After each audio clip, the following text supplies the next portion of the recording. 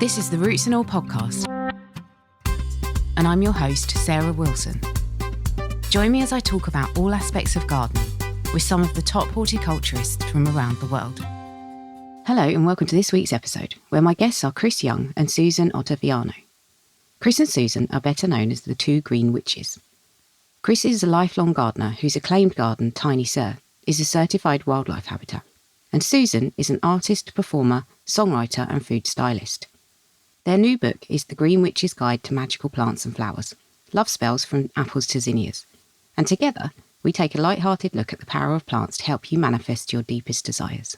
Well, I have been a lifelong gardener. I was the kid that used to, I remember as a really, really small child, not knowing how people obtained flowers. And so I would get up early in the morning and we had some people that had lovely gardens in the neighborhood. And I would slowly take one plant from each garden and put it in my garden, hoping they didn't notice. That was before I understood how nurseries worked. And so anyway, I was always gardening, always doing stuff. And then I moved to New York. And I was, of course, disconnected from gardening, but I met a green witch there who taught me a lot of little tricks. And then I moved to LA and I went back to my gardening roots. And I have a garden now called Tiny Sir, which is kind of an homage to Big Sur here in California. I've been working on that for about 20 years. And a lot of my knowledge from that has been incorporated into this book. Fantastic. And Susan, how about you? What's your background? My background is I'm an artist and I'm a performer. I was a singer in a band called Book of Love for many years. I guess I still am. And flowers were subject matter for the songs a long time ago. I Touch Roses, songs we had. And I'm also a food stylist. I do food for magazines and TV, or magazines when we had magazines.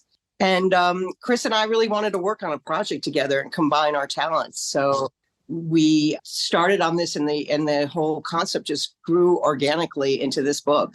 It was kind of born over COVID. Oh, okay. Yeah, makes sense. I think a lot of things were actually. It did give birth to some positive stuff. Can you tell me about the book?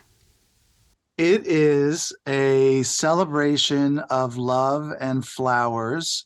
And we thought we wanted to do a book about flowers. And first it was going to be very simple. It was going to be a children's book, kind of an A to Z of favorite flowers. And then I put some incantations on each flower. I thought, well, that'll just make it a little more interesting and give you kind of a hint of the magical properties of each flower. And then we thought, well, what if we expanded it? And what if we put actual spells? And then we thought, well, what if there are recipes that we could incorporate into the spells?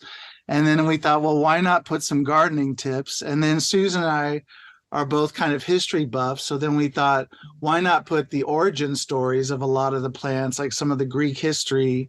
And that's kind of how it organically came together over about a 4 or 5 year period.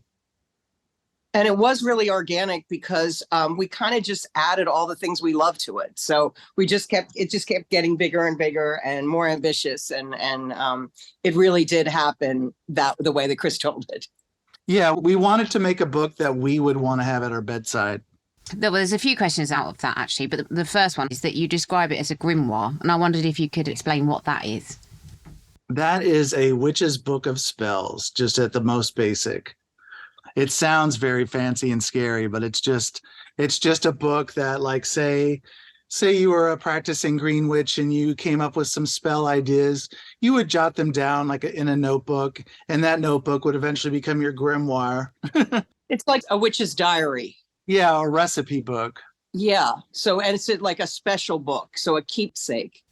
Yeah, and I get a lot of books that I read, and they're the sort of things that I do keep around me, and I sometimes struggle to remember to dip back into them. So it's a lovely thing to have. I think your book is good for that because it's so attractive to look at, and it is the sort of thing, you can dip in and out of. Some of the stuff in there is seasonal. How could people maybe remember? One of the things is we have the little bookmark. We have a little pink ribbon that we're so excited about. We're so excited about our ribbon. We really are. You can mark the place that you want to refer back to next time. So you go back in wherever you want. But yes, this book doesn't follow the seasons. It really is organized by the letters, but there's a lot of seasonal tips in it. But I do see it as a book that you just sort of open and close wherever you want. It's nothing that you have to go from top to bottom. No, and maybe it might be the sort of book that might just fall open on the place where you need it. Hey, yes. Magically fall open. So it's interesting what you were saying, Chris, about the gardening, then the green witchcraft, then the gardening again. For you, Susan, I'm assuming that you are into green witchcraft. For you, what came first, the gardening interest or the green witchcraft? I'd say both. These are all things that I've been interested in. And I think Chris and I came together over the gardening component. And then we came together over the green witch. And then it kind of expanded from there. But I've learned so much about plants from Chris. Yeah, I sort of pulled Susan into the whole green witch thing over the years. And what is green witchcraft? Well, it's a very loose, free-form kind of witchcraft. There's no covens. There's no, I always say there's no secret handshake and there's no real rules. The biggest rules are knowing which plants are toxic and which plants can't be ingested, and to work with plants that haven't been chemically treated with, insecticides or pesticides. But it's mostly funneling the energy of nature. And it's also the belief of magical herbalism. And there's an old guide that is kind of my Bible. It's called the Cunningham's Encyclopedia of Magical Herbs that I recommend everybody after our book. So I've had a couple of people come on and speak about magic in various different forms to one degree or another. And I do feel that for me, the way I view it is that it makes me observe and understand nature on another level. So I come to gardening from a very practical background and have followed the traditional route into it via horticultural training, which follows a lot of traditional methods of gardening. But for me, there's always more to explore. And what I like about green witchcraft, or whatever you want to call it, is that it gives you a sort of ritualistic aspect to gardening. Yeah, which is very grounding, I find. Would you agree with that sentiment? Yes, absolutely. We're really about empowering, and manifesting love and the different parts of green witchcraft in that way. And Chris, do you feel it makes you better understand nature?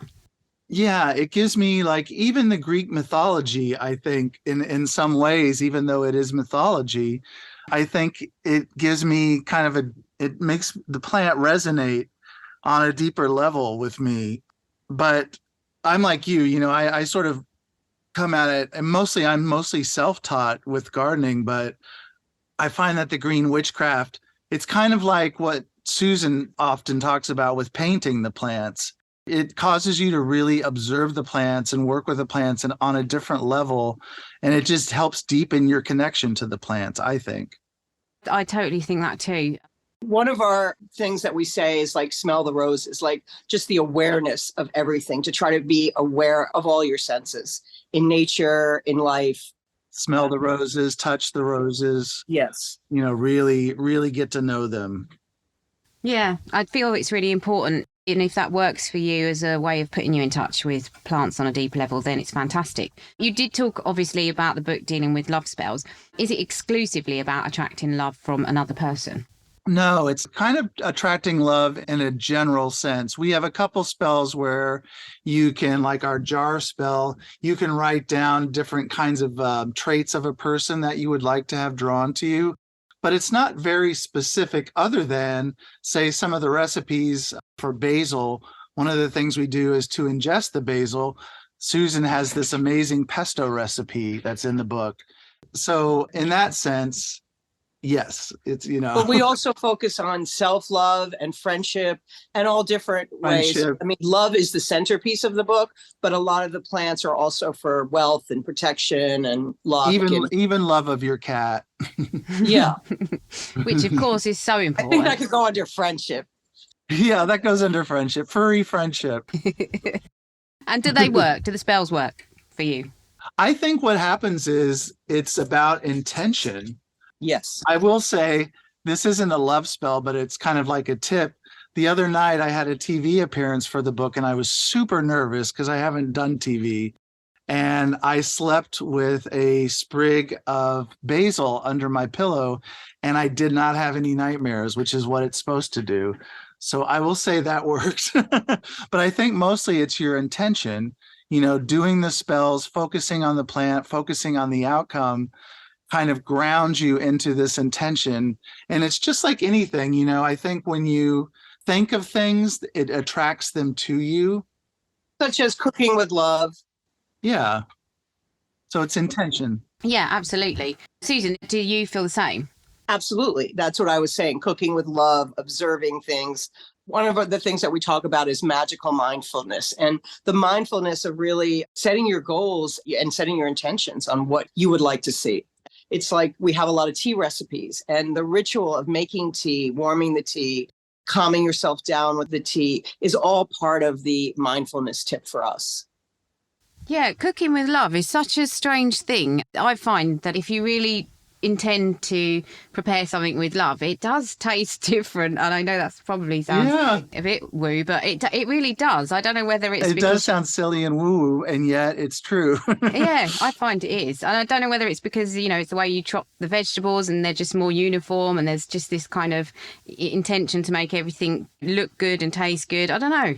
Or if it's the person who's imbibing it, if they're aware that you did it with love, and so it makes it special to them. And I don't know. Well, we're trying to teach you how to appreciate the simple things as well. The simple rituals, it works. You know what I mean? Yeah, I do believe it does. So thinking about some of the more specific items in the book, there are a few that I just wondered if you could chat about because they were completely new to me and I found them fascinating. And the first one was the Indian paintbrush plant. Can you tell me a bit about that? Oh, yeah. That's actually, I was really excited about that plant because it's a California native plant. And I wanted to try to squeeze one because that's where I am. I'm in California. And we are like the 8th largest floral province in the world. So we have a very unique bunch of native plants and flowers.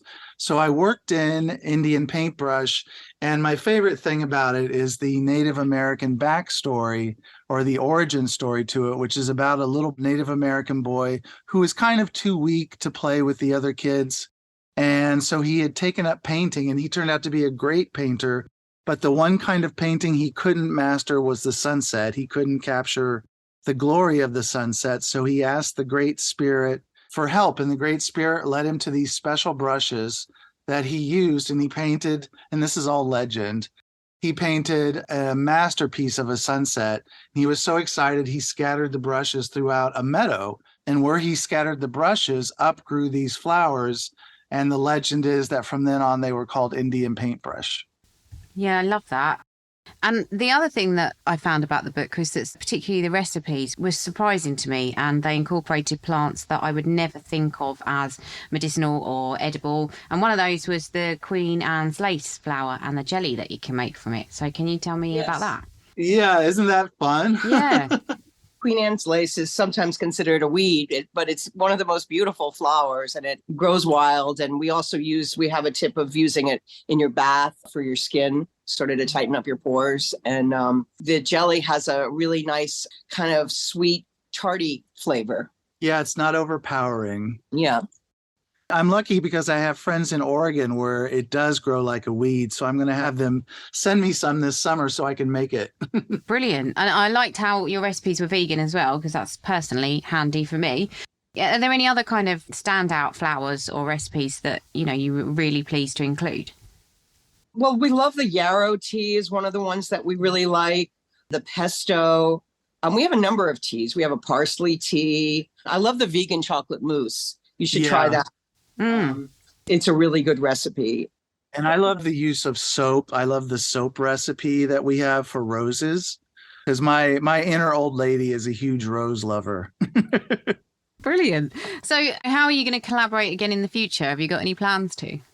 We do. We're sort of, while we're doing press and stuff for this, I have been slowly working up a oracle deck that's going to be heavy on magical plants, but it's also going to have some surprises. We're excited about it. Yeah, I bet you are. Yeah. So if people are new to this, you mentioned obviously the book that you recommended, Chris. Was it Cunningham's book? Yes. Encyclopedia of Magical Herbs. That's it. Is there anything else that you would recommend, even sort of simple practices that people could start doing? We would recommend that you be inspired by what we've done and kind of create your own spells and rituals. Use it as a jumping off point and just enjoy it. It's not a academic guide. It's really to inspire your own creativity. Yeah, we almost tried to make it like a children's book for adults. It's so simple and so whimsical that I think it almost has that feeling, even though it's all serious and it's all real. I love that. And so if I were to, for example, pick a plant that I was drawn to and find out how I wanted to work with it, I could then just write down my own spell or my own way of using it. Is that good enough? Yeah, that's what we're saying. I mean, say we have this feverfew spray that we make with the feverfew flowers. You can decide that, like, wow, that sounds like a great idea. What if I did something with the rose petals that I have in my garden? What if I tried to make a jam with rose petals and not the Queen Anne's lace? Let me look up and see if I could do something like that. So that's why we're sort of saying, I hope it inspires people. Yeah, it's a springboard to investigate more methods and ways of working with plants. Yeah, I really love it. And I have to ask you, my final question actually, your foreword to the book is written by the iconic Debbie Harry. You know, is she a green witch? Is she into this kind of thing? I always say Debbie's not so much a green witch as she is magical. I just adore her. I'm lucky enough to call her a friend. I've loved her since I was a kid.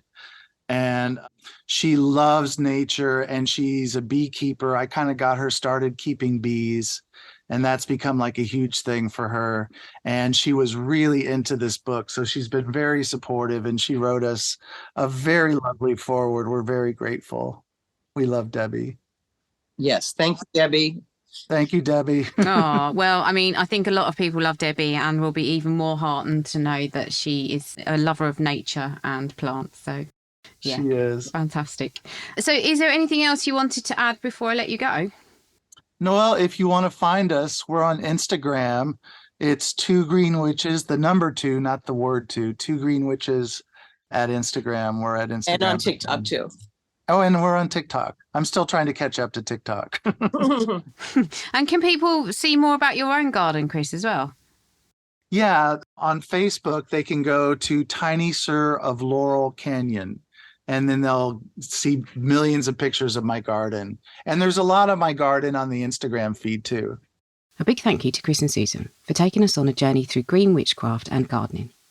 Thanks to Debbie Harry for being just as awesome as we all knew she was. And thanks to you for listening. Here's Dr. Ian Bedford talking about how invasive species integrate into their new environments. It's usually the case that when a non-native organism is first found in a country, its potential risk to that country is swiftly assessed, and that sometimes it triggers a response to try and contain it, particularly when that organism has gained a reputation for harming native species, crops, or the environment in neighbouring countries. And with the ease of global travel nowadays, there are far more opportunities for these hitchhiking nomads to invade new locations. But why is it that some of these become such a problem for the places they invade? Well, just as the Vikings demonstrated 1200 years ago, nomadic invaders can be tough and adept at surviving and exploiting new environments, and that when they first appear, there's invariably little or no natural resistance to impede or suppress their advance. Nowadays, though, invaders don't arrive in longboats, wielding swords and axes, but mostly arrive surreptitiously amongst internationally traded goods. And the most common will be invertebrates that come in with imported plants and fresh produce, many of whom will already be on alert lists across the world, including here in Britain, where we aim to intercept them at our borders. However, it's not so easy with the amount of plant produce that we import, and so the number of invasive invertebrate species that slip through the net continues to grow. And this includes many that are now here to stay, such as red lily beetles, western flower thrips, and more recently, box tree moths. All of whom remain a problem for gardeners and growers, whilst gaining a place amongst Britain's biodiversity. However, it's not always so that an invasive species remains a potential problem, as we've seen with the harlequin ladybird, which within 2 decades has become one of our most common predators of aphids. And in fact, some invasive species could justifiably be welcomed here if they benefit the environment, perhaps by bolstering the ecological role of a related native species that's struggling with climate change. And this has been the case with an invasive bee from mainland Europe, the tree bumblebee, which first appeared here during 2001. A distinctive black bumblebee with a fluffy ginger thorax and white posterior that has progressively become widespread throughout Britain, at no detriment to our native ecology. In fact, the tree bumblebee has become incredibly valuable as a robust pollinator of our crops and native wildflowers. And whilst being recognised as a woodland species in Europe, it does very well in suburban areas where it can be seen in gardens throughout summer and is often found nesting above ground in cavities or old bird boxes, from which later in summer a little swarm of bees will be seen buzzing around the nest entrance, which unfortunately might intimidate some people. But fear not, these will be the placid, newly hatched stingless males that are simply performing a routine known as nest surveillance, watching out for new queen tree bumblebees to pass by that they can fly off with to mate. You can download or listen to the podcast direct from the website rootsandall.co.uk. Please also check out my Patreon, where you can make a one-off donation or take out a monthly subscription to help support the podcast. Because if you enjoy the show, please help it continue. I also have a GoFundMe where you can make a one-off donation. Even a one-off donation of £1 helps, and I'll be really grateful for your support. So please go to Patreon or GoFundMe and search for Roots and All Podcast.